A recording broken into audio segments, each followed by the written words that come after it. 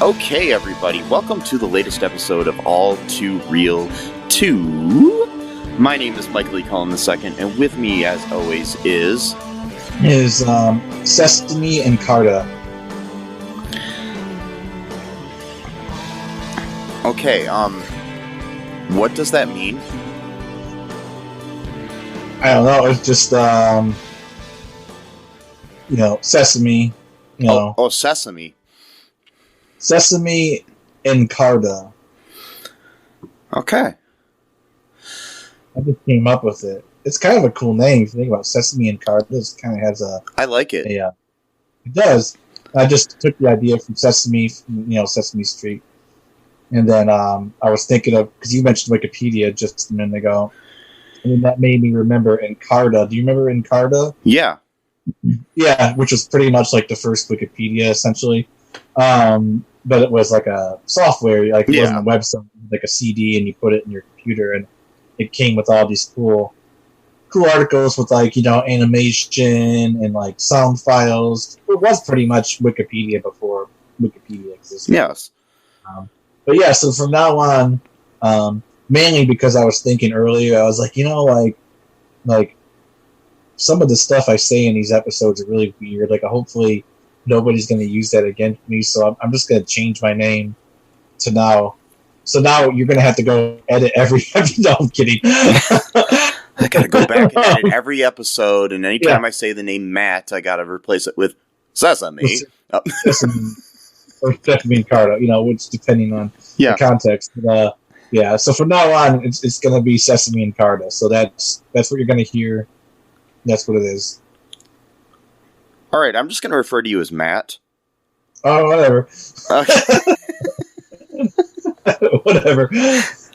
Okay, so today on the show,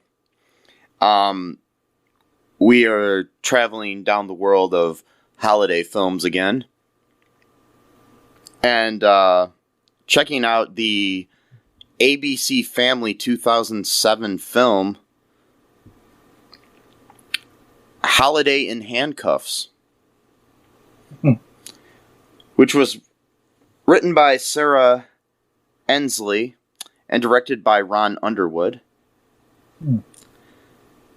who also directed City Slickers. Oh, really? Yeah. I'm pretty sure that's what I read. That's interesting. Yeah. Ron Underwood here has directed...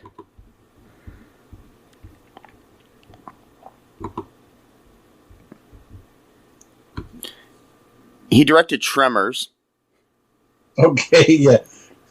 He directed City Slickers, Heart and Souls, Speechless, Mighty Joe Young, The Adventures of Pluto Nash, a movie called In the Mix.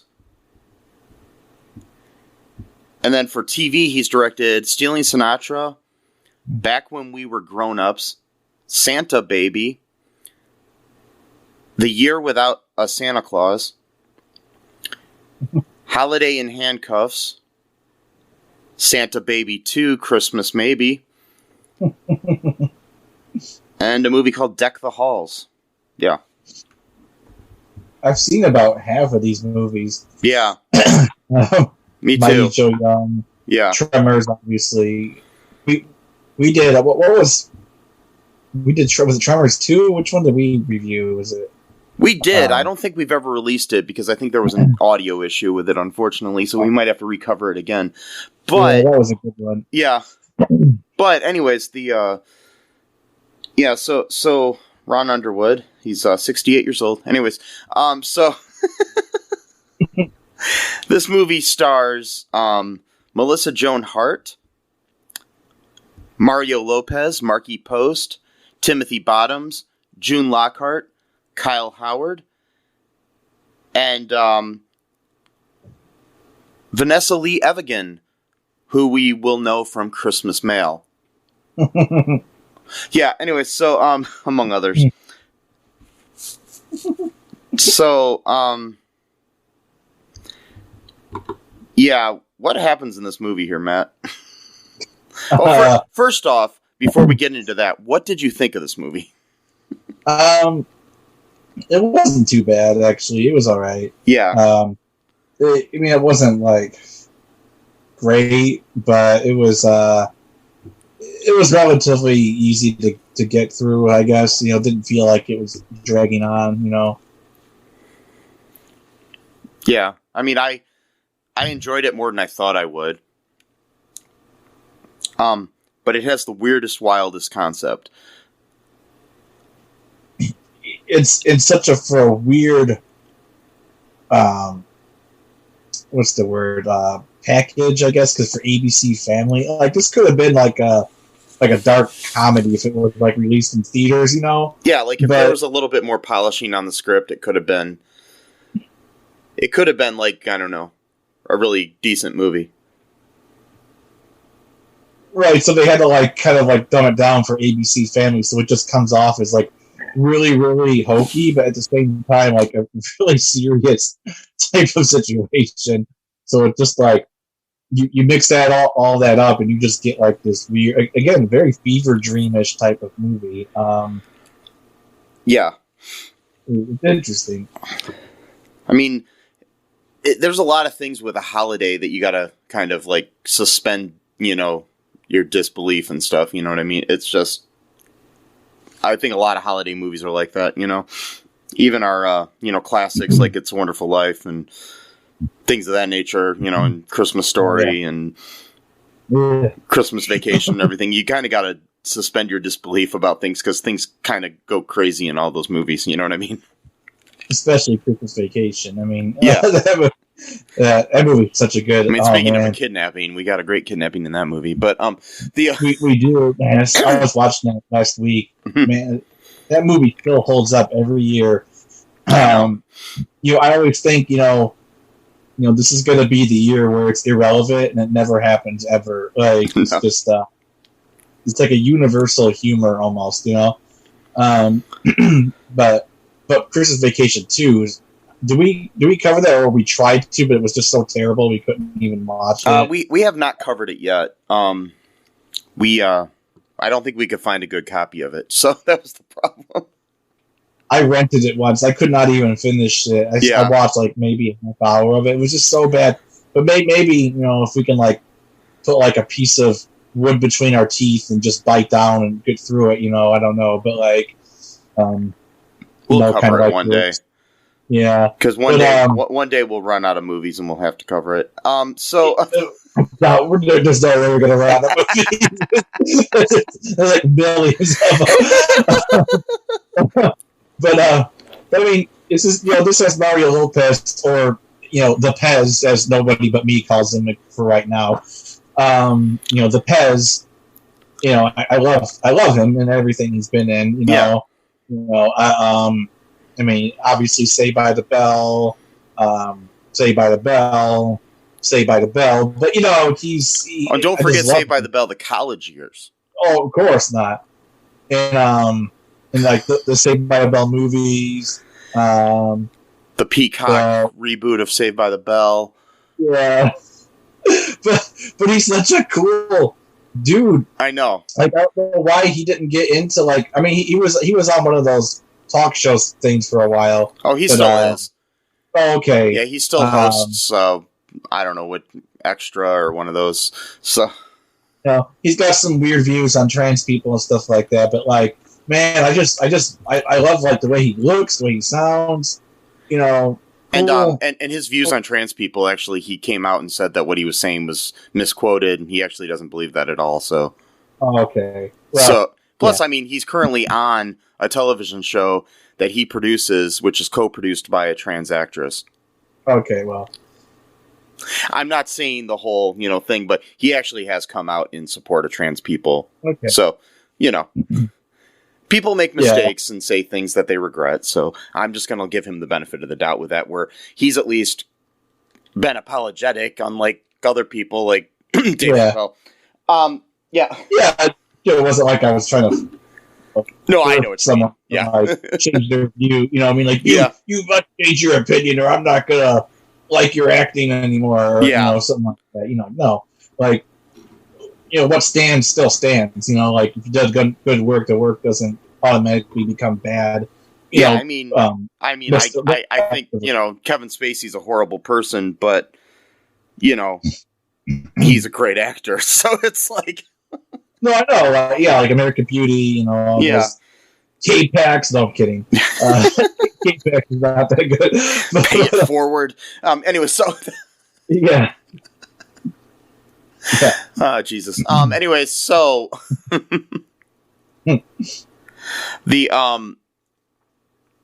So what happens here in this movie here, Matt? Well, like all great movies, the beginning starts in the middle of the actual plot of the movie. So we see Melissa Joan Hart just like driving really slow in her like kind of really old beat up car, and Marty in the Pez. His name is David in the movie. He's walking, he's really cold down. She's just like, you've been walking for 1.5 miles, and the next gas station's 20 miles away, so what do you say you just get back in the car and we'll go back home and make some hot chocolate or whatever. And then he reluctantly gets in the car because his only other option is freezing to death. So already we see a power dynamics, power imbalance going on right here between her and him, because he's exposed to the elements and the freezing cold weather, and she's in a warm car, and she holds all the cards in the in relationship.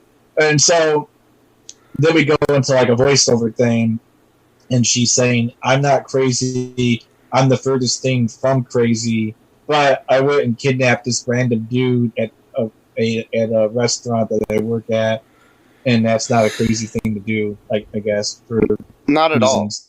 All. And, no. So she's a daughter of rich parents, and she lives like in a really cool city apartment, even though she works as a waitress, is like a not even like a good restaurant, just like a diner type place, like not really. And somehow she can afford, that city apartment with that job, which probably means her parents are actually the ones paying for her rent, or at the very least supplementing her rent. But she's complaining about how she lives in a dingy apartment. I'm like, really? Because the apartment actually looks pretty big, and it's in the city. I mean, so, it's like 4 times the size of my apartment. Yeah, it's like hardwood floors, all that cool stuff.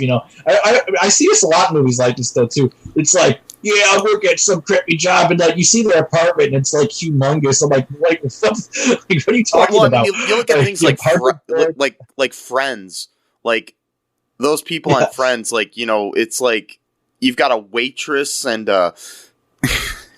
and a chef living in this like huge apartment, and you've got like an actor and whatever the fuck Chandler Bing does living in a apartment that's pretty decent sized too in New York City. It's like, what the fuck?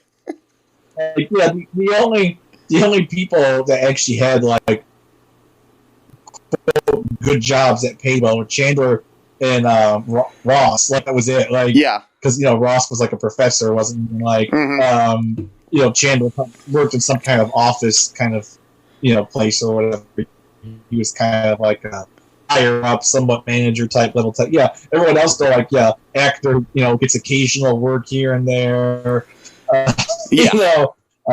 Phoebe, who pretty much, I don't know, I didn't actually even know what Phoebe did for money. No, she was a massage therapist. Again, that doesn't really pay much, especially. So she lives like in this really cool apartment, and she, her parents are like dogging her to like go to this job interview that her dad set up, who's like from like their old neighbor or something, like a sales job for some kind of company, and she's just taking it just to get them off her back, and they're like giving her pointers like, make sure you wear this dress and do your hair and blah, blah, blah, all this kind of stuff. And she's like, did you tell him, Mr. I forgot what his name was, Roy something, or I forgot.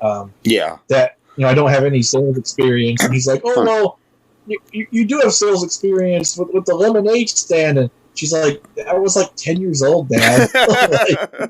Like, what the hell? And then, so her mom, typical controlling behavior, she's actually causes the thing to happen that she fears will happen by distracting her daughter, which then causes the thing she feared to happen to actually happen. So we have a lot of that going on in the movie. So she said, don't forget about your hair. Well, she had, curls in her hair that whole time while she was talking to her mom and was getting distracted. So then it made her hair super, super curly and just looked kind of weird. Yeah, like a really bad perm. Yeah. It just looked weird. Plus the pink dress she was wearing, and that was supposed to be like the Christmas dress. Because her mom was super, super controlling. Like the party has to start exactly at 6 p.m. for cocktails. So the whole party is planned. Each part of the party is planned too. Not just when it begins and ends, but what activity goes on at this exact time. Super, super controlling / organized, quote unquote, but controlling. And so she goes to drive to the interview. She ends up letting this guy cut in front of her, but since he was turning left, technically she's the one that quote caused the accident because whatever. Yeah, so and of course you have these asshole men calling her a bitch and stuff, and yeah, so it's like... Yeah, 2007. This is before the great wave of feminism going on in our current media culture, where you have a movie where you have one positive female character and people's heads explode. But anyway, we already talked about that before. Yeah, we don't need to get back into that. No. So she's late because she quote caused an accident, which legally technically is true from the rules of driving. Whatever, fine. And then she tries to get into the interview, but the guy, already moved on to the next candidate. He's not going to see her. So then, she did the whole thing where she tries to escape the secretary / manager or whatever to get in the interview, and she's pounding on the window, and she says something very suspicious where she's like, I made way more money than all those other girls on the streets. It's it's weird. But she was talking about the lemonade stand, so... I know, but the implication... Because they make a lot of innuendos in this movie. For a family movie, ABC Family, there's Yeah. I counted at least 7 or 8 almost in your face, innuendos. Yeah. So that's what sets up stuff, right? So she doesn't get the job interview. She goes to work. She's kind of all broody and stuff like that. She's talking to her super, super, super attractive friend who also works at the diner, and then Marty, the Pez shows up around there. Well, before that, her boyfriend Nick, who she is supposed to be taking to the family thing, who is a complete douchebag, which I don't understand why somebody that seems nice like Trudie here, that's Melissa Joan Hart's character's name, would even date to begin with. He's like a typical, like a Wall Street sort of douchebag, a Gordon Gekko wannabe, and he basically comes and tells her, he's like, I don't want to do that. I don't want to go, basically fuck you, sort of thing. And then she says, well, if you don't go, then we're through. And he's just like, okay, whatever, so. Yeah, that's what this whole thing was about. Yeah. I just always find it, I've been in some bad relationships in my life too, and most people have, but it's just so funny in these movies where you see somebody that, you're just like, why was this girl even attracted to this guy? Just... Yeah, I know. I mean, I guess he's a good-looking guy, but the thing is, it's just like, I don't know why she would have dated him in the first place. Yeah. Yeah. So, Billy Zane look-alike. Yeah. Kind of. Yeah, basically. And, so then, while this is happening, David Martin, played by Mario Lopez, is a random customer at the restaurant, who was taking his, who was meeting his girlfriend there to propose to her.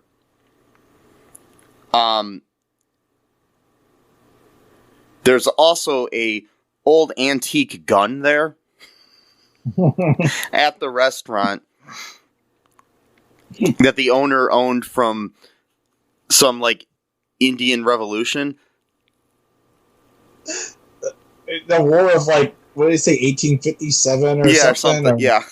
Why did he have that? Was there any reason? Like, maybe it was like a family heirloom or something. I don't know, you know. Oh, I see. But yeah, it's just... But he had that at the restaurant, so she uses that, and she doesn't want to go to her family thing without a boyfriend. Without her boyfriend, Nick, that is. And so, she ends up kidnapping the Pez, and but now I really want a like an AC Slater Pez dispenser. Yes, the Pez dispenser. That's the literal Pez dispenser. Yeah, because his name. Yes.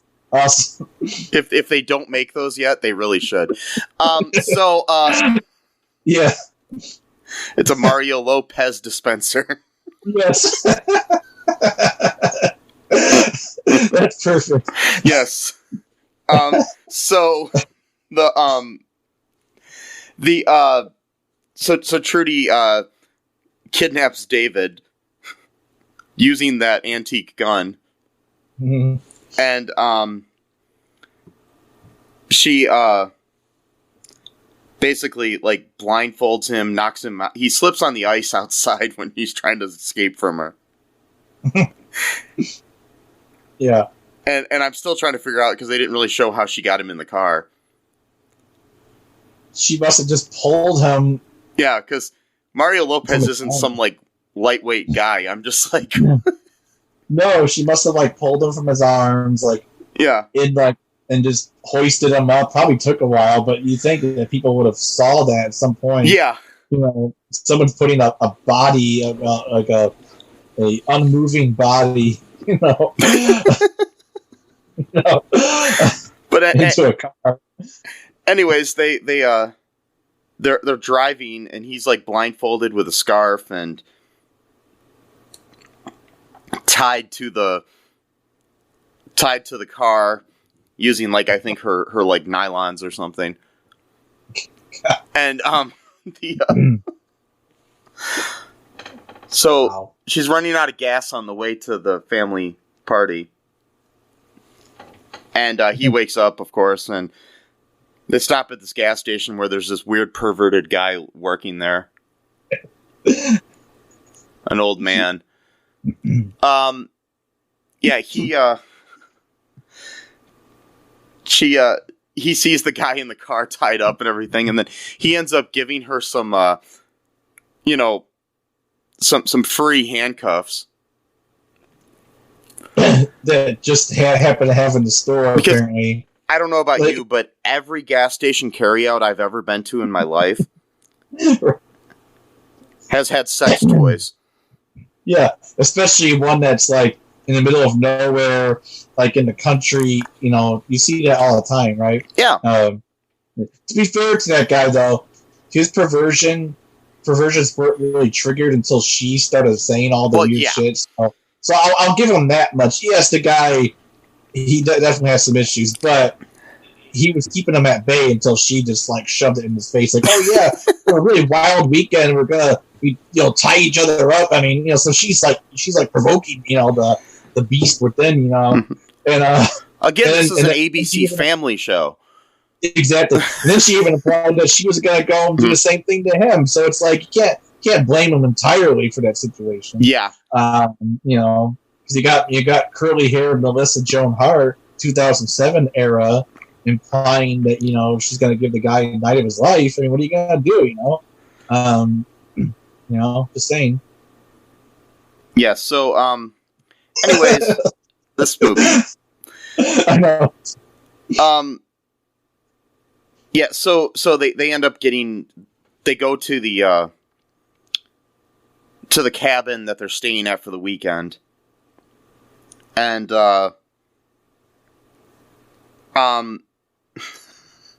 she goes in first and tells the family that, like, okay, Nick's gonna act like I kidnapped him.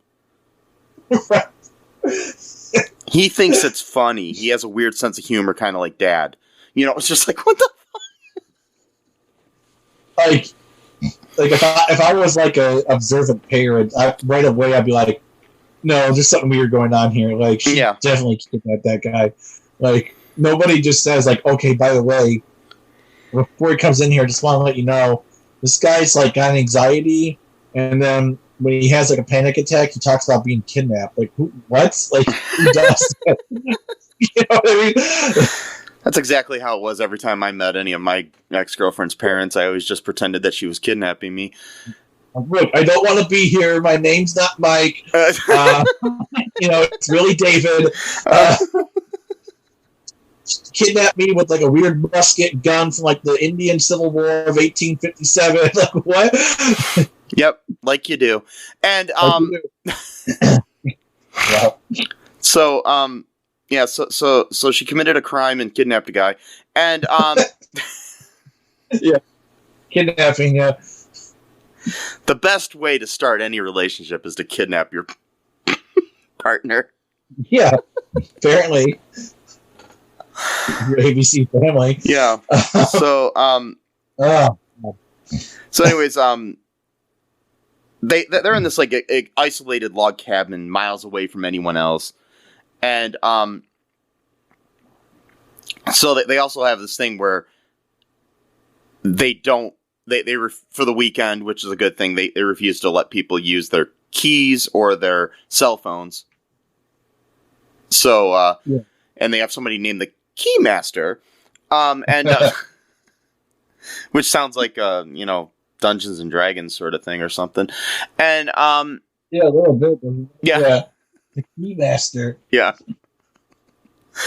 The so Trudie is the keymaster for the weekend, so she hides all the cell phones and the keys and whatnot. And so David can't escape because of that. Basically,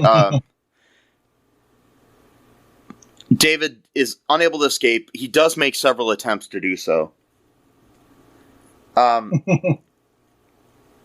He does at one point during the there's her brother Jake, played by Kyle Howard, shows up at the thing, and he's got a cell phone. So there's at one point where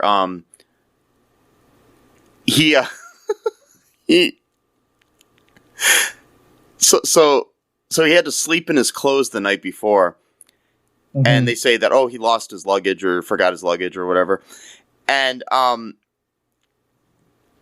so he ends up wearing this whole like 80s golf outfit from the dad. And it's kind of tight on him, which I thought was funny, where the one point Jake, Kyle Howard's character, says Reaganomics, huh?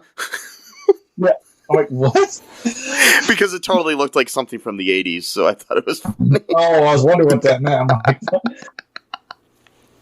Yeah. It was funny, in my opinion. It was one of the better lines in the movie. Yeah, there's a few ones in there. Plus, I'm a huge Kyle Howard fan, so I thought that was cool that he's in this movie. So, anyway, I liked him on the TV show The Boys, or My Boys. Not The Boys, I keep wanting to call it that, but My Boys. And, The Boys, yeah. The My Boys. The My Boys, yeah. It's a whole different show now. Yeah. Which I really love that show, anyway. So, yeah, that's pretty good. Yeah. Anyways, He plus Kyle Howard is in a movie called what was it? It was like it was a movie where these kids kidnapped their parents. Another kidnapping movie. And yeah, because their parents are fighting and they kidnap them, and it takes place in Defiance, Ohio, and a kid wears a Toledo Mud Hens hat in one of the scenes. So anyway, so I remember seeing something like that. Yeah. Yeah, like Jamie Lee Curtis was in it, I think. Yeah, I think I mean, I saw a movie. I don't know if it was that exact one. Yeah. But I do remember something going on with like a whole kidnapping situation. What's with all these kidnapping movies? I know. It's not like a lesser crime. Like, it's a severe crime. Yes, it is. You know, it's not like, you know, a speeding ticket or. Pretty sure it's a felony. I'm just saying. Yeah. It's not like just some willy-nilly thing you can do. So, you know,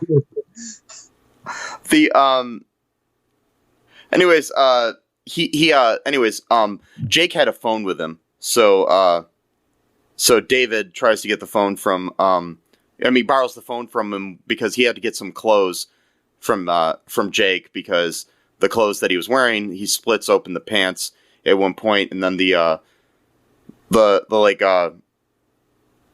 drunk former actress grandmother, played by June Lockhart, who people will know from the original Lost in Space and Lassie. mm-hmm. She's hilarious in the movie, actually. But she like when he splits and everything, she's like compares him to Paul Newman and stuff. Yeah, so saying he has like a tight ass. In my like headcanon, they definitely had sex in some part during the movie. Yeah, that's what I'm thinking.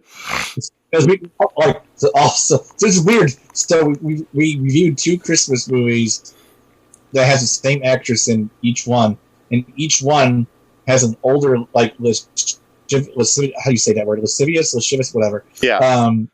Older woman that's like really, really like into like the young guy. Yeah.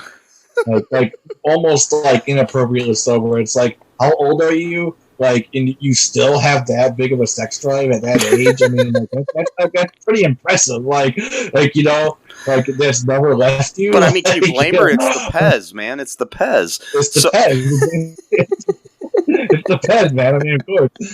So anyway, go ahead. So anyways, he tries to call his girlfriend, and basically gets a hold of her family and stuff, and basically lets them know that he was kidnapped.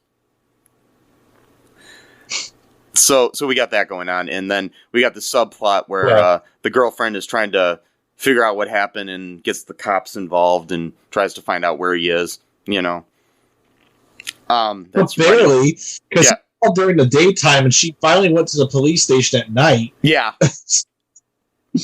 Well, she had some other stuff to do, man. I mean, come on. No, I'm joking. Yeah, I know. You know, boyfriend, fiance, you know, being kidnapped. Yeah, we'll just wait a few hours, you know. I mean, every time I have anybody in my family kidnapped, or my friends, you know, I take a few hours just to let it sink in. You know, then I have dinner, and then I watch a movie or two, and then I go and look for them. Yeah. You gotta be in the right place, mental space. I mean, you watch Holiday in Handcuffs a couple times, and then you go and yeah. So anyways, we got that subplot going on. Did you want to take a break here, Matt, and then we'll come back and talk about the rest of this wonderful film? Sure. Okay, we'll be right back, folks. What is Gen X? What is the silent generation? What do generations have in common? Hi, I'm Trish the Dish from the Gen X Voice podcast, and I invite you to listen to conversations I have with folks from different generations, backgrounds, beliefs, and experiences in an attempt to see what connects rather than divides us. Even though Gen X has been called slackers, Karens, or not mentioned at all in some cases, we are the bridge generation, so I feel compelled to do my part to destroy ageism by bringing all these voices together. And, as a bonus, each guest gets to answer some 80s questions at the end of each show. So download and listen to Gen X Voice today on Apple, Spotify, Amazon, or wherever you listen to podcasts. And let's see how much we have in common after all. Hi, this is Katherine, host of a new fashion podcast, The Real Fashion School Dropout. Join me as I interview guests every week in the fashion and beauty space, and we gossip on all things fashion and beauty, and even get into some personal stories of their journey in the industry. You can find us on Apple, Spotify, pretty much wherever you get your podcast. Hope to see you there.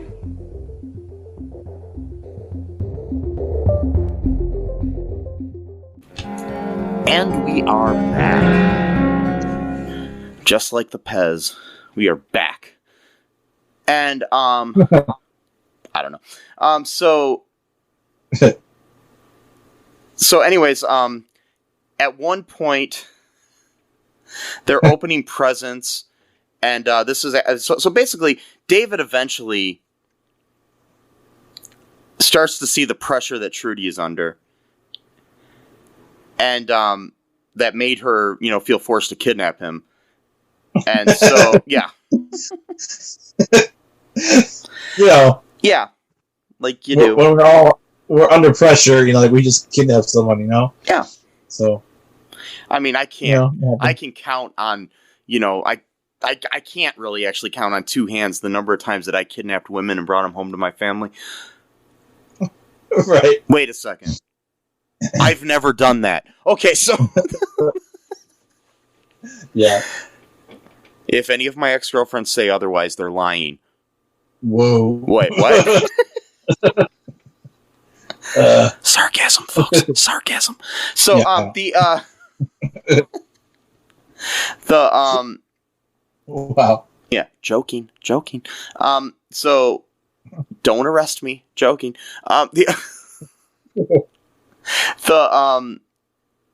So they're giving out presents at one point, and he had already seen, she had talked about how she was, telling him that, she wanted to be an artist and that she was, really good at her art, and they're giving out presents, and the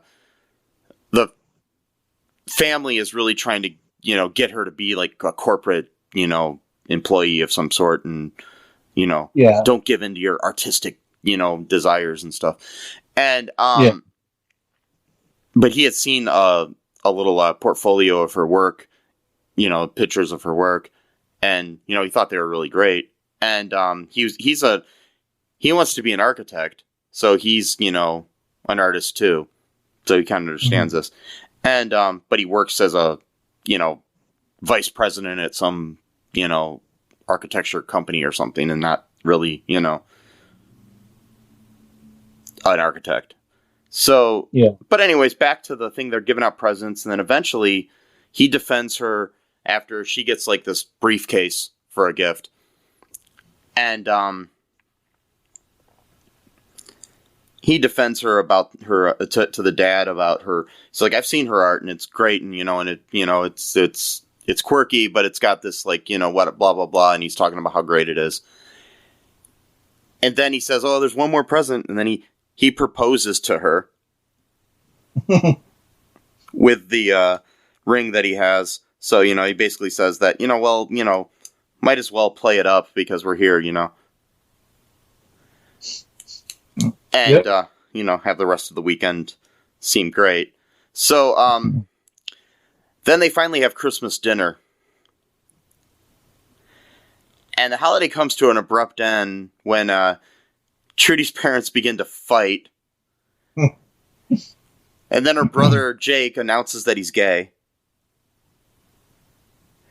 And her sister Katie, played by the beautiful Vanessa Lee Evigan,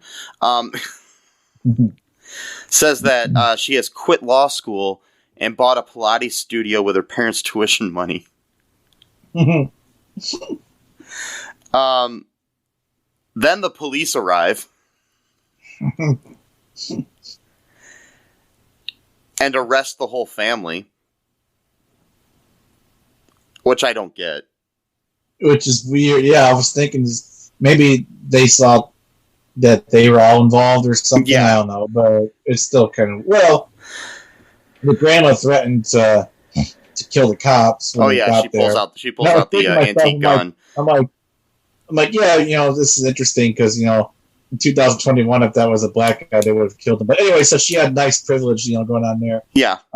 Seems like a lot of the characters have a lot of privilege going on when it comes to law enforcement. I mean, Trudie's allowed to kidnap people, and it's no big deal. Grandma's allowed to threaten murdering police officers. Totally fine. It's awesome.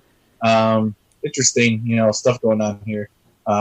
Perverted old men are, allowed to, talk about... Oh, it reminded me when the mom said that she was out of virgin olive oil. Yeah. So they had to go back to the gas station. And it was that same gas station where they got the virgin olive oil. Yeah.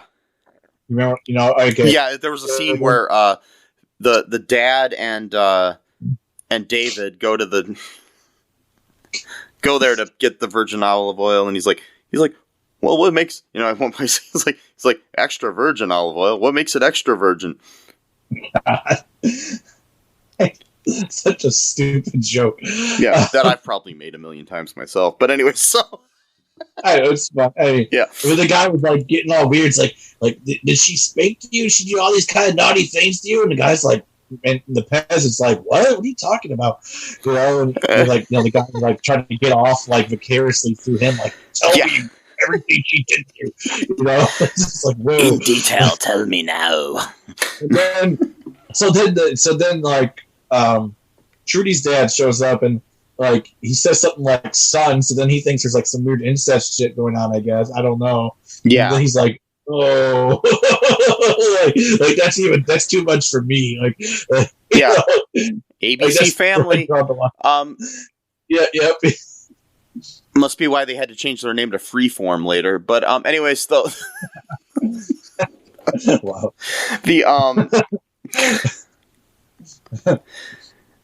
Because in a world where you can, imply incest, you gotta have the channel called Freeform. Pretty much implied everything in this movie. Oh god. Oh, plus two, there was that scene where Katie was doing yoga. Yeah. And he was checking her out. Mm-hmm. That was just that scene was literally not the only reason for that scene was just to show off her body. That was literally the only point of that scene. Basically. Which I'm not complaining. I'm just saying that was the only reason. The only reason. God, she is beautiful. Yeah, she is. Sorry, I'm not trying to be sexist here. I'm just saying. Yeah. Objective fact, If you're listening to this, Vanessa Lee Evigan, Matt would like to date you. Anyway, so